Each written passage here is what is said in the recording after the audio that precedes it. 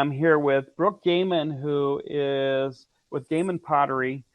Brooke and I grew up together back in Sussex County, Delaware. I've been following his work for years, and I'm really looking forward to this conversation. Just describe kind of the general sense of what you do. Hello, good morning. Thanks for having me. Really, I guess I would describe what we make as it's functional art. I love when people post on in Instagram or other social media where they're using my mugs as part of their daily morning routine. I've heard people say, they'll buy one of my face mugs and they'll tell me, oh, I have it up on this shelf. I never use it because it's just too beautiful. And I'm like, no, the whole purpose is to use it. What's the marketplace look like for you? Well, I'll tell you, we have actually really found our niche, so to speak, with mugs, um, and and particularly in the past couple of years, we've been doing a lot of custom mugs for companies or organizations that will put their logo on it. To be honest, it's not really the thing that brings me life necessarily, but it has been my bread and butter for the past several years. So mugs in general, people really seem to connect with. And if you think about it, like probably anybody you would meet on the street, if you were to ask them, do you have a favorite mug? Like everybody would be like, yeah, I've got a favorite mug. Now, a lot of them might be from Walmart or something, but everybody has that connection with their mug. I actually really enjoy making mugs. I know there are some ceramic artists who feel that mugs are below them or whatever. Like if I can make that personal connection, um, and like I said, I love it when people actually utilize my work rather than just putting it up on a shelf. So The face mugs, like when did you become interested in that, and what's your inspiration for that? when I first started, I connected with a couple in the southeast corner of Kansas in a little town called Elk Falls, Kansas. Steve and Jane Fry have been making pottery for 50 years, and that that's who I apprenticed with. And so when I started learning from them and working with them, I wanted to kind of find something that would kind of kind of set my work apart from what I was doing for them. And Steve, when he was younger, he used to make some like jugs with faces. And as I saw some of his uh, older pieces that he had made when he was younger, and I thought that is so cool. Every time I go to visit my parents in Delaware, my mother has some of my earliest pieces, and it's really embarrassing. But you know, it as they say, it's a face only a mother could love. When I was a kid, um, Jim Henson was like one of my idols. I love when the Dark Crystal came out. I was obsessed with the artwork and with the design of those puppets, being able to sculpt faces like that. And as you know, because you and I are from the same background, there weren't a lot of opportunities in our school, in particular, for creative outlets. I always loved drawing, but never really would have seen myself as pursuing anything with clay. Did you go to college or did you go straight into an apprenticeship? What did that look like? After high school, I took a year off because um, I just never like school never really did anything for me. um, and I've been thinking about a lot lately how, especially 30, 40 years ago when we were in school, I don't think people really knew much or understood about different learning styles. But I feel like teachers, educators understand a little bit more about how not every student, it's not a cookie cutter thing. It's not a one size fits all. Didn't really feel like I learned well in that environment. So the thought of college didn't interest me at all. I was like, why would somebody spend 13 years just to go back, voluntarily go back? I flipped burgers. I, did that kind of work in little restaurants and stuff, and finally decided, well, I'm going to give this college thing a try, because that was back before the days of the internet too. So I didn't even know how to try to pursue anything with my art. In the little town of Heston, Kansas, there's a 2-year college there, and 2 years sounded appealing to me. I was like, anybody can survive 2 years. There weren't a lot of options, but I did take a few art courses there. I took a pottery course, and the first day the instructor comes in and basically he tells us, I'm not a potter. And like, that's not going to instill a lot of confidence in the students, right?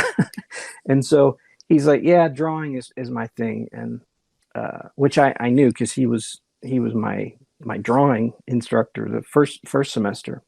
So needless to say, I didn't learn a whole lot. I think I might have tried throwing something on the wheel one time that whole semester. Like, most of it was hand building, and like, we didn't even get involved in the firing process at all. Like, our instructor did all of that. So it was very, very basic. But we took a field trip to this little town called Elk Falls, and that's where I met Steve and Jane. Steve and Jane Fry had talked to my instructor asking if there were any students who might be interested in spending the summer just kind of helping them out and learning some things, but mostly doing a lot of manual labor, because they dig their own clay, they process it, which is really cool, because I literally learned from the ground up. Dana and I got married, and we moved to Elk Falls, where I started this 4-year apprenticeship with them. So that's what I consider my formal education. Like, it's not something that I could have learned in the classroom setting. So learning in that environment where I'm just living it and just kind of absorbing from watching and observing, it was, to me, it was like, you can't put a price on an education like that. I like how you took ownership of your educational experience, and that's what I tell my college students and high school students is, if you look at education as if you show up and you consume what a professor or an instructor teaches, that's such a small part of it. Artists like you that are hungry, and you kind of have to find your own path, you forage your own way, it's a natural process of taking ownership, where I have to instill that in my college students. How did you end up in Adams, Tennessee? So after 4 years in Elk Falls, we moved back east, because Dana's from Harrisburg, Pennsylvania. So we're both, from the eastern part of the country. We lived in Delaware for 2 years, and then we moved to Downingtown, Pennsylvania, in Chester County there, and lived there for 6 years. In 2004, I had taken a trip to the country of Nepal. It was my first time out of the country. I just fell in love with the culture, with the people. I connected with some people who worked with a missions organization, and that's actually what brought us to Adams, Tennessee. We came and we worked with Youth with a Mission for 10 years, and during that time, just traveled and saw a lot of the world. It was cool, but this desire to make pottery, just never really left. I guess 6 years ago is when I started full-time making pottery again. My work feels more authentic.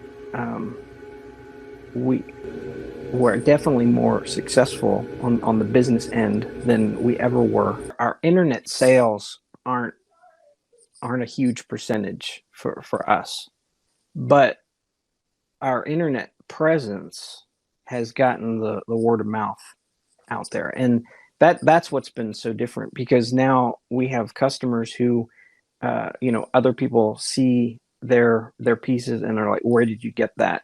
We're getting requests for custom orders from all over the country, and so just our presence on like Instagram, and I'm even on TikTok now. Artists had to work in LA, Chicago, New York. They had to network, and it's true. Internet has allowed people to follow. And even in illustration, a lot of artists are moving out of California. They're moving out of the city to get their costs down. So, Brooke, you and I grew up in a Mennonite community. How has that affected your work? I have wondered, man, what would have it been like if I had grown up, even, going to a school that had actual art courses, or where they even valued that. And just a little rabbit hole here. One of our former teachers, just recently, within this past year, he stopped in to see me, to see the studio that we're building, and he had a folder full of drawings that I did probably my whole high school career. He had drawings that he had confiscated during classes and stuff, and he kept them. He gave them to me, and man, just looking over those, it made me realize where I was at that point in my life, like that young man recognizing basically that his gifts weren't valued like the people who were good at sports, or the people who were academically gifted. There was no value placed on my gifts. He apologized that he actually did value it, because he wouldn't have kept those if he didn't value it. Mm-hmm. But to know now that he's like, I wish I would have known then what I know now. It was difficult, and I've often wondered, like, how would my life be different if I would have been more formally trained, especially in my drawing, because my dream was to, like, I wanted to be an illustrator. Today, as I see a lot of artists who are on social media, to me, it all looks the same. And so sometimes I wonder, well, is that what a formal education leads to? To where everybody is just putting out what they're being taught. And so in some ways, I feel like maybe I have an advantage in that area, because so maybe not everybody's going to like it, but at least it's authentic, There's so much emphasis on those early years, of those first few years right out of high school. Are you going to be successful? And in the long run, they mean very little. It's Right. what do you do when you're 25, 30? Because that's when everybody's career changing. They're like, I changed my mind. The stamina and the rigor through the career of continuing to learn and find your voice. I found it to be a real challenge to grow up in a community that it wasn't just not emphasized. At times it was even held in with suspicion. Especially you and I that like to do kind of fantastic and grotesque faces, satanic activity going on in Right. their heart. Yeah, Have you like ever gotten any flack for some of your faces? people enjoy them. But I do remember, like, something that I heard from my mother so often as I was growing up. I draw these grotesque faces, basically, and her response would always be, why can't you just draw something pretty? there was something inside of me that knew that not everything in life is pretty, and Yeah. I needed to express that somehow, and that's the only way I knew. Personally found the grotesque, I found it beautiful. I found the angled nose and the chiseled ear and those things. So I remember a similar story, my mom walking into my room and saying, "This looks like a hellhole." All my art was hanging up, and she just was like, "I can't even stand walking in here." She said, "Why don't you do something pretty?" And I said, this wasn't the most respectful thing to say, but I turned to her and said, "Well, why don't you?" She started painting, and my mother Wow, paints these beautiful little rabbits and flowers and trees, and she's really had a lot of fun with painting. that's amazing. You inspired your mother. I think it was always in her. She was always, making candles and flower arranging and Yeah. and a lot of stuff. So the painting thing, she took some courses. I think she was as good or better than some of the people she was picking to study with. I remember one time I was over at your house, and you were sitting at the big dining room table there, and you were drawing, and like I don't know if you know this, but like I I loved being able to come over, and when you were drawing, I just loved being able to watch that. But this one time you were drawing something, and your mom walked in, and she said, "That looks like the devil or something," and your response was, "Well, I wouldn't know because I've never seen him." I thought that, wow, that's pretty funny. But I also thought, wow, Don's really edgy, because I'd never talked to my mom like that. We have students that will go do live nude figure drawing at the high school level. They have to get a parent permission, and then they go to a local museum. When they apply to art school, they have a portfolio of nude figures. My experience was I had a Preston Blair Disney animation cartoon book that my mom took a marker and fixed the swimsuit girl so she was a little more modest. And and I literally go into art school having no experience first year, and I sit down and a nude model walks out, and Milt's like, "You got to be able to draw the figure running, and you need to understand the spine and the pelvis and the shoulders and how the body moves." And I was used to like these stiff, awkward looking characters, and so the learning curve was, I mean, I had a lot to learn. So So like Don's portfolio is, look at this woman's ankle. you had to hide the figure with a lot of clothes and try to make it look like you knew what you were doing. Is there some little project, something you like to jump into? Every October, I've been taking part in this Inktober challenge.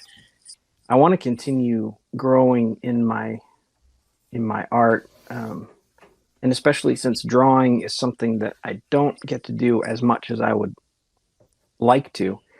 And so for 31 days every year, I get to push myself. Like, I've got all these ideas constantly running through my mind of things I would love to do with clay.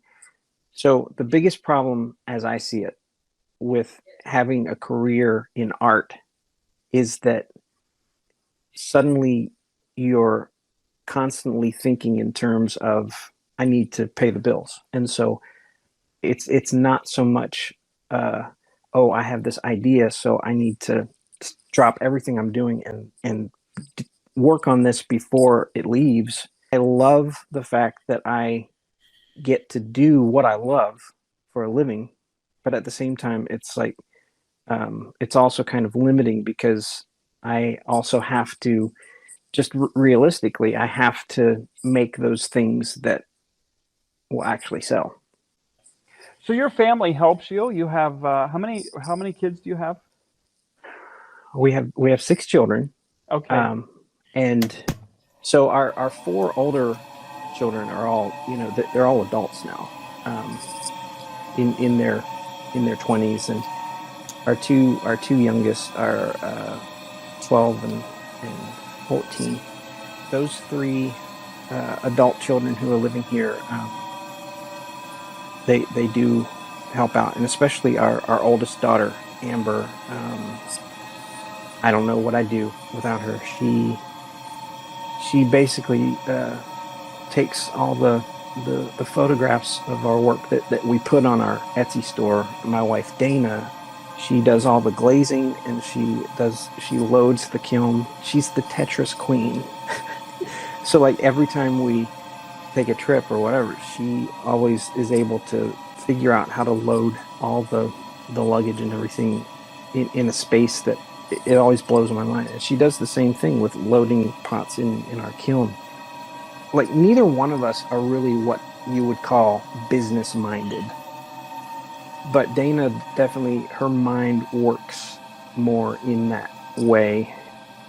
If it's not something that I can just easily answer myself, I shift all of that stuff to her. She basically takes care of the business end. Sounds like you got a good team. I'll be having a conversation with, and they'll say something about my business. All of a sudden, like it hits me. I'm like, oh yeah, I am running a business. I'm living my life. I'm doing what I love. And so if it were completely up to me, I'd be probably living in a van down by the river. Brooke, I think your journey will be really helpful for students to process. Sometimes students want to say, I have to be in the mood to make art, and that's a misnomer. That most of it, especially if you're doing it as a way to create income, that it's not about mood. It's not about feeling inspired. You just produce. Gehman Pottery, look them up online and check out their work. Thank you, Brooke, for joining us. And any last pieces of advice for my students? Some artists are wired more to grasp the business end of this, but I know there's a lot of artists that's just not their thing. And so when I look at especially young people just starting out, they need to find someone who can take care of those kinds of things, because that's just, it's life draining, and you can't produce art. No. Years ago, someone had told me to staff your weaknesses. Just surrounding yourself with people who can take up that slack. If you're in this for the long haul, you're going to need to feed yourself creatively and not have it just drained from you. Thank you, Brooke. Thank you.